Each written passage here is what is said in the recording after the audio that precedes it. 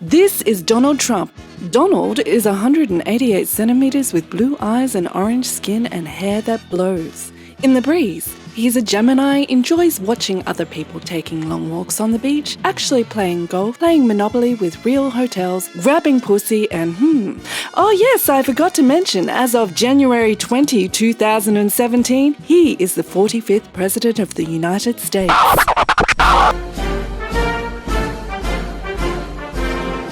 Yes, sir, the big cheese, the big kahuna, chief, thou shalt not say no to me. Role model for Pinky and the Brain, the one and only, the big papa, a hunker burning love, the commander-in-chief of the largest military on this terror planet called Earth. How did this happen, I hear you ask? Safe to say, he was voted in by some of the American people. But let's not dwell. It's how a reality TV star and orange real estate billionaire ran his online campaign that is of interest here. You're fired. Let's use the 2016 American election between Donald Trump and Hillary Clinton. Remember Hill? As a case study of issues that this new age of online social media is bringing up in terms of influence. In fact, let's narrow it even further. Let's talk about bots. Firstly, what is a bot? Well, bot is short for robot, but it's generally a term used for a computer program that runs automatically.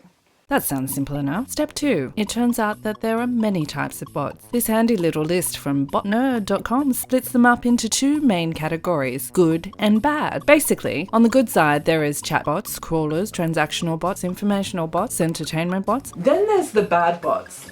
The kind of bots that give you a bad hangover, or a bad president, or a boyfriend in Nigeria that you've decided to financially support until he can get the millions that he deserves from his grandfather's diamond mine.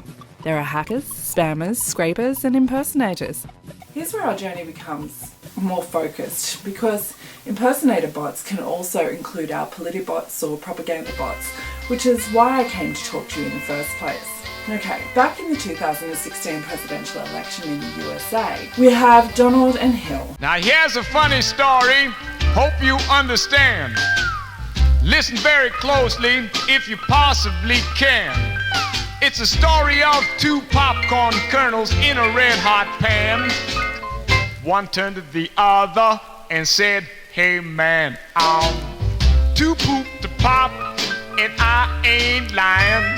Both are running campaigns to become the next president of the USA. Normally a campaign would include things like TV advertising, newspaper advertising, radio ads, TV debates, open forums, and personal appearances around the country, where people would include fundraisers, $5,000 a plate dinners, that sort of thing.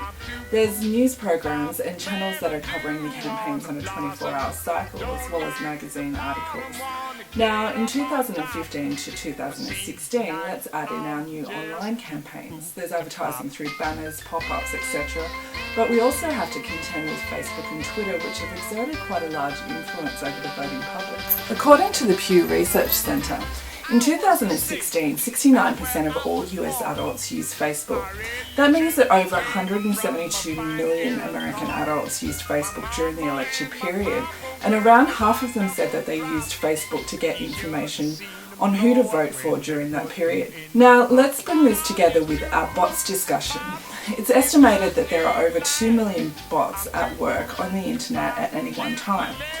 During the 2016 US presidential election, propaganda bots were employed by both campaigns for promotion, propaganda, harassment, and fake news. The Oxford University's Computational Propaganda Project explains, automated propaganda or computational propaganda refers to political disinformation and harassment campaigns on social media platforms. These efforts often occur on sites like Twitter and Facebook and are driven by the use of bots, automated software-based accounts that look like real people, produce content, and interact with real users. Political bots have been used by regimes and political actors around the world as an instrument for massively and computationally ramping up efforts to threaten journalists, interrupt communication amongst activists, and spread propaganda in attempts to manipulate public opinion. Whereas one person could message on social media sites about one issue several hundred times a day at best, bot accounts, which exist in the millions on Twitter and Facebook, can tweet thousands upon thousands of times a day. This efforts games sites algorithms by driving up numbers surrounding particular conversation elements, like hashtags in support of Donald Trump, hashtag MAGA, or hashtag Drain the Swamp, for instance. Our research found that around 19 million bot accounts tweeted in support of either Trump or Clinton in the week leading up to Election Day. Trump bots, however, outnumbered Clinton bots 5-1. Trump bots also worked in a more sophisticated fashion, working to colonise pro-Clinton hashtags like hashtag I'm with her, and spread fake news stories and disinformation on how to vote to potential Clinton supporters. Similar efforts to use political bots to affect political conversations have been undertaken by governments, militaries, intelligence organisations in Turkey, Syria, Ecuador, Mexico, Brazil, Rwanda, Russia, China, Ukraine. Politicians and political groups and individuals in Western democracies, however, also make use of political bots. The US, the UK, Australia, Germany, France and Italy among them. The US election saw perhaps the most pervasive use of bots in an attempt to manipulate public opinion in the short history of these automated political tools. So they credit the effective use of internet with turning Donald Trump from a joke to a real prospect and turning Hillary to Killary, and undermining her credibility by proliferating fake news and influencing conversation using bots. This is not to say that Hillary's campaign didn't do the same thing. It did, just not as effectively. With advancement in artificial intelligence and data collection, these online bots can be extremely effective. You see, campaign strategists know everything about you. There is now so much data on individuals, it's staggering. There's door-to-door information gathering, there's information from social engines such as Facebook, Twitter, Reddit and Google, and all of it's for sale. So now a campaign knows everything about you, and this intelligence is used to create bots that can target your specific concerns and life situation or vulnerabilities. Sounds like science fiction, right? But it's not. Here's one of the companies called Cambridge Analytica, who was employed by the Trump campaign. Now, the Trump campaign denies that they were used, but there's proof that money changed hands for service. So this is a keynote address on what their business does. Please welcome to the stage Alexander Nix, Chief Executive Officer, Cambridge Analytica. Communication is fundamentally changing. Back in the days of Mad Men, communication was essentially top-down. That is, it's creative-led. Brilliant minds get together and come up with slogans like beans means Heinz and Coca-Cola is it, and they push these messages onto the audience in the hope that they resonate. Today, we don't need to guess at what creative solution may or may not work. We can use hundreds or thousands of individual data points on our target audiences to understand exactly which messages are going to appeal to which audiences way before the creative process starts. So what is big data? Big data is really the aggregation of as many individual data points that you can possibly get your hands on, which are then synthesized in one database of record, cleaned or hygiened, and then used to inform and create insight on your target audience. This could include demographic and geographic factors, age, gender, ethnicity, religion, and so forth. Or psychographic or attitudinal factors. This is consumer and lifestyle habits, what car you drive, what products you purchase in shops, what magazines you read, what golf clubs you belong to, what churches you attend. And of course, personality or behavioral data. This is what we talked about earlier, how you see the world, what actually drives you.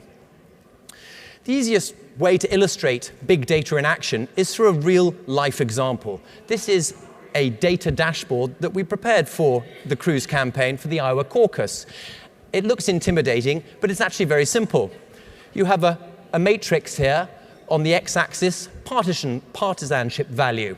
Hardcore Republicans on the right, Democrats on the left, and on the y-axis, people's likelihood to turn out, to go and caucus. The people at the top, highly likely, the people at the bottom, not at all. So already this information is quite helpful to a campaign manager. But if we select some segments within this matrix, it becomes even more powerful.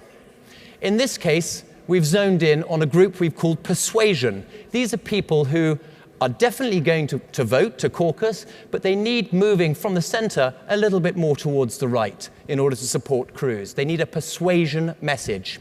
And we can look at this group of about 45,000 people, and we can see that the mean personality is very low in neuroticism, quite low in openness, and slightly conscientious.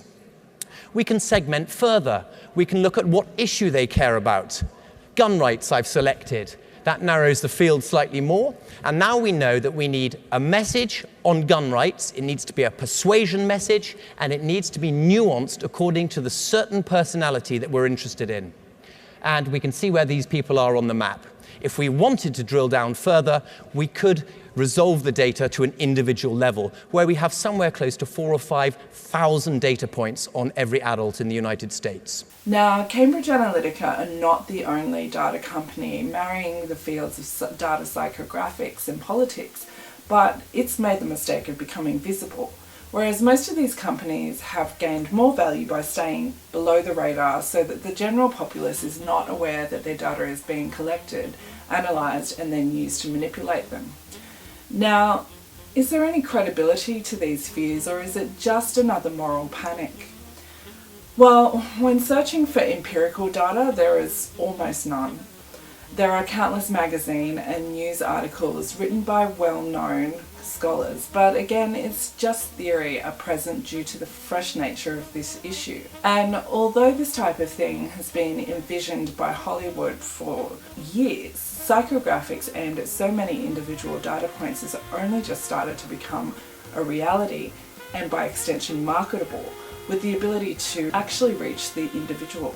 Right now, any empirical data is still in the research phase, such as the project through the Oxford Internet Institute. One small research project was published by the International Journal of Communication in 2016. It was titled Bots and Political Influence, a socio-technical investigation of social network capital.